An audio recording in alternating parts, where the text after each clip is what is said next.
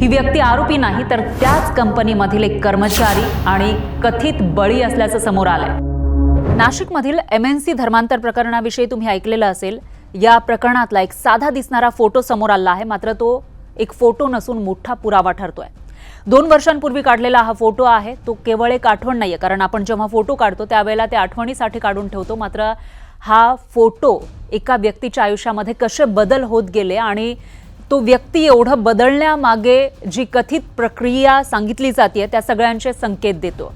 फक्त एक फोटो आहे आणि याच्यामध्ये या व्यक्तीची ओळख कशी बदलली आहे ते आपल्याला पुढे या व्हिडिओमध्ये समजून घ्यायचं आहे। तपासादरम्यान पोलिसांच्या हाती लागलेल्या या फोटोमध्ये एक मुख्य आरोपी आहे तौसिफ अत्तार आणि तो एका तरुणासोबत उभा आहे।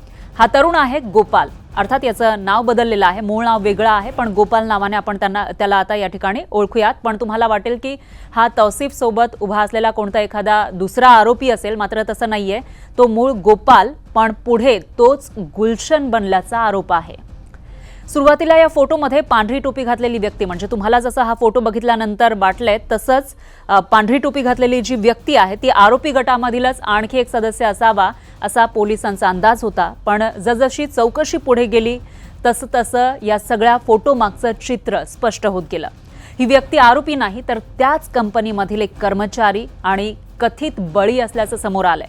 म्हणजे हा जो व्यक्ती आहे तो आरोपी आहे असं तुम्हालाही हा फोटो बघितल्यानंतर सुरुवातीला वाटलं असेल, मात्र हा व्यक्ती त्या कंपनीमध्ये काम करत होता ज्या ठिकाणी कथित धर्मांतर केलं जात होतं आणि त्या कंपनीमधले काही कर्मचारी या सगळ्या प्रक्रियेमध्ये सहभागी होते असा आरोप आहे। त्यातले काही जेलमध्ये सुद्धा आहेत आणि त्याच कंपनीमधला हा जो व्यक्ती आहे ज्याचं सगळं राहणीमान बदलल्याचं आपल्याला या फोटोमध्ये दिसतंय तो बळी असल्याचाही संशय आहे। अधिकाऱ्यांनी जी माहिती दिलेली आहे त्यानुसार हा फोटो केवळ एक क्षणचित्र नाहीये तर तो एका प्रक्रियेचा टर्निंग पॉइंट असू शकतो। म्हणजे एक प्रक्रिया या व्यक्तीच्या मागे होती, कशा गोष्टी त्याच्या आयुष्यामध्ये कशा घडत गेल्या आणि त्यानंतर तो किती बदलला याचा अंदाज आपल्याला या फोटोवरून येऊ शकतो। यामध्ये संबंधित व्यक्तीचा पोशाख हा बदललेला दिसतोय, म्हणजे त्याचे जे कपडे आहेत ते बदललेले दिसत आहेत आणि तो धार्मिक कृतींमध्ये सुद्धा सहभागी होताना दिसतोय। तुम्ही जर त्याचं नाव गोपाळ आहे असं तुम्हाला सांगितलं तर कदाचित तुमचा विश्वास बसणार नाही, तर पण तो मूळचा गोपाळ हा व्यक्ती आहे आणि त्याच्यानंतर त्याच्या कृतींमध्ये त्याच्या पेहरावामध्ये हळूहळू बदल होत गेलेले आहेत। पण हे सगळं एका रात्रीत घडलंय का तर नाहीये। त्याच्या मागे एक पद्धत होती, एक प्रक्रिया होती, एक प्रोसेस काम करत होती आणि त्याचा प्रभाव म्हणजे आता हा व्यक्ती पूर्णपणे बदललाय।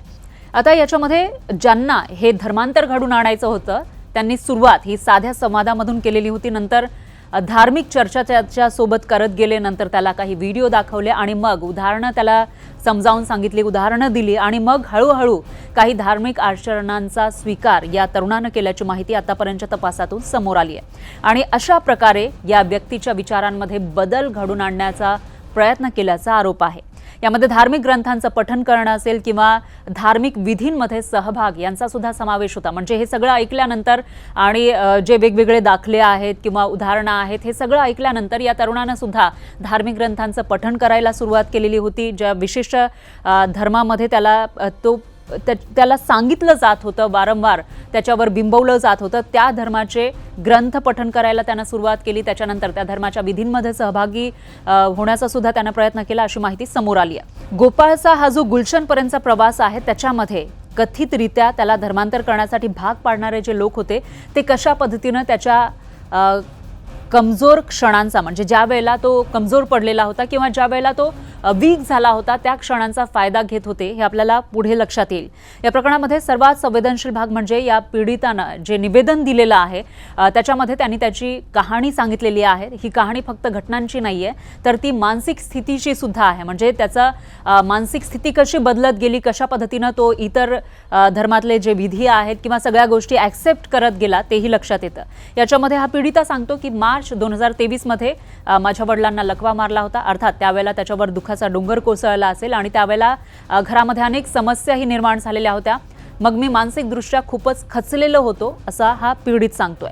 आणि याच काळामध्ये बरोबर म्हणजे ज्या वेळेला मानसिकदृष्ट्या हा तरुण खचलेला होता त्यावेळेला त्याच्या या वीकनेसचा फायदा घेऊन त्याच्या सहकाऱ्यांनी त्याच्याशी संवाद वाढवला, त्याच्याशी बोलायला सुरुवात केली।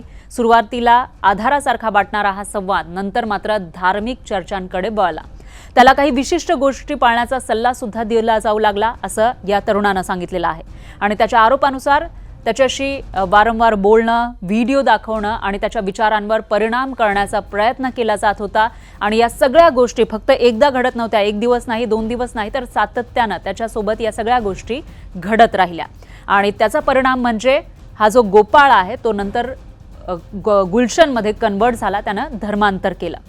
पण प्रश्न अजूनही अनुत्तरित आहेत, कारण हा संपूर्ण जो प्रकार आहे तो केवळ एका व्यक्तीच्या कथित धर्मांतरापुरता मर्यादित नाहीये, तर यामागील पद्धत आणि त्यातील मानसिक आणि सामाजिक पैलू आणि अशा घटनांचा व्यापक परिणाम नेमका काय होतो, हे सर्व प्रश्न आता समोर उभे राहत आहेत. या प्रकरणाचा तपास अजूनही सुरूच आहे, पण एक गोष्ट स्पष्ट होतीये, ती म्हणजे एका साध्या फोटोनं आता संपूर्ण प्रकरणाला नवं आणि अधिक गंभीर असं वळण दिलेलं आहे. त्यामुळे पुढे नेमकं काय काय समोर येणार ते बघावं लागणार आहे. दरम्यान या स्टोरीविषयी तुम्हाला नेमकं काय वाटतं, कॉमेंटमध्ये नक्की कळवा आणि पाहत रहा न्यूज 18 मराठी.